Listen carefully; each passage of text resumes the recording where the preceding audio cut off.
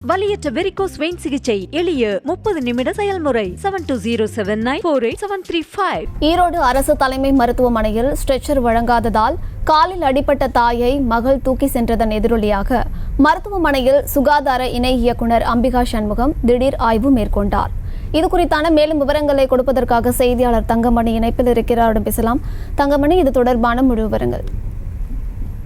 அஸ்வினி வணக்கம். அதாவது கடந்த 2 நாட்களுக்கு முன்பு ஈரோடு அரசு தலைமை மருத்துவமனைக்கு ஈரோடு மாவட்டம் பெரியவலசு பகுதியைச் சேர்ந்த சொர்ணா என்ற மூதாட்டி காலில் அடிபட்டு வந்துள்ளார்.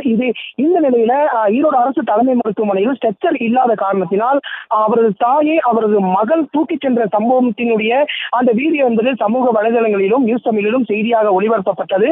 இந்த நிலையில இன்று திடீரென ஈரோடு மாவட்ட அரசு தலைமை மருத்துவமனையுடைய சுகாதார இணை இயக்குநர் அம்பிகா சண்முகம் என்பவர் ஈரோடு அரசு மருத்துவமனைக்கு திடீர் நேரில் வந்து அதிரடி ஆய்வுகளை மேற்கொண்டு வருகிறார். குறிப்பாக அரசு மருத்துவமனையுடைய முன்வாயில் உள்ள இடங்களிலும் அதே சமயத்தில் முன்னாடி உடனடியாக அந்த ஸ்ட்ரெச்சர் மற்றும் வீல் சேர்கள் வைக்க வேண்டும்.